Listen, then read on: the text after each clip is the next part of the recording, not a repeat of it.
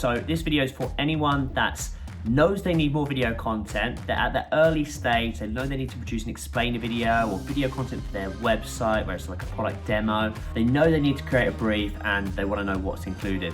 There's some real big advantages to creating a good brief. It doesn't need to be long, 1, 2, 3 pages is absolutely fine, but it will save you a lot of money, especially if you're going out to multiple agencies. It will allow agencies, one, say if they're suitable to take on the work, 2, it will allow them to give you a cost, and 3, you're not going back and forth with that early stage of communication. I'm jumping ahead a little bit, but like looking at references, and it allows you to get a really direct upfront price, save yourself time and money by just investing maybe an hour into putting a brief together.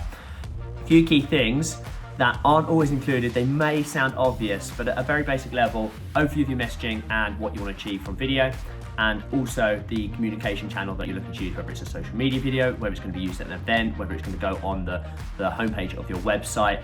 And you'll be able to, whoever's reviewing the brief, the agency will very quickly be able to tell which stage of the buyer journey that the intended viewer is at. The duration, how long do you want your video to be?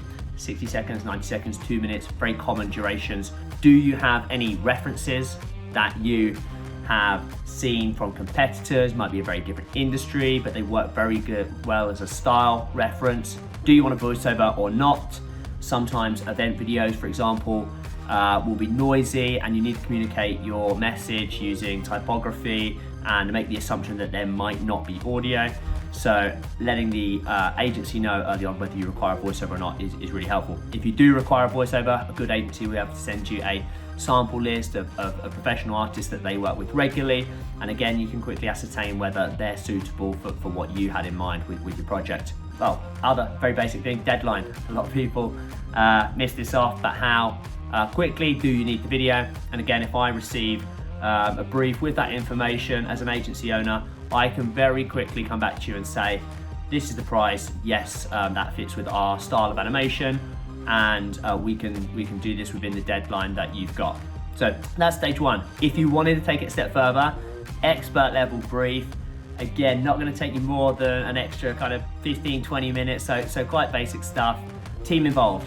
Who is the decision maker? Who's going to be the lead? And what's the review process for reviewing either storyboards or videos internally at your company? Do you have any brand assets? So that might be logos, that might be animated logos, that might be vector images that are contained on your website and you want the video to align with your online web presence, any kind of illustrations that you've had done in the past that might be useful. Another thing is login details or access to software. So if you're a tech or software company and you're looking to make a video to showcase certain features, obviously the animation team or agency need to understand that software. They need to review it. Super helpful. The final thing, and some agencies will offer this as a service, they will script write for you, but if you do have a script, contain it within the brief, very helpful. And then to take this a step further, we use a really simple technique, which I show you now, which is just to break the script down into table format. We break it down into scenes and then 3 columns. The first column is for the actual script, assuming this needs a voiceover, for example. The second column we use for animation notes, and this is a collaborative space. So yourself as the client can add notes here if there's something you have in mind that you want to see. The agency can add notes and give ideas and input here. And then the third column is references. So again, we might have a different reference for scene 1 of the video than we do for scene 8. And this allows you to get feedback very early on and map out the video efficiently. I've created a guide, it's available on our website, and it should help you create a brief for your next video project. Hopefully this short video has been helpful. See you soon.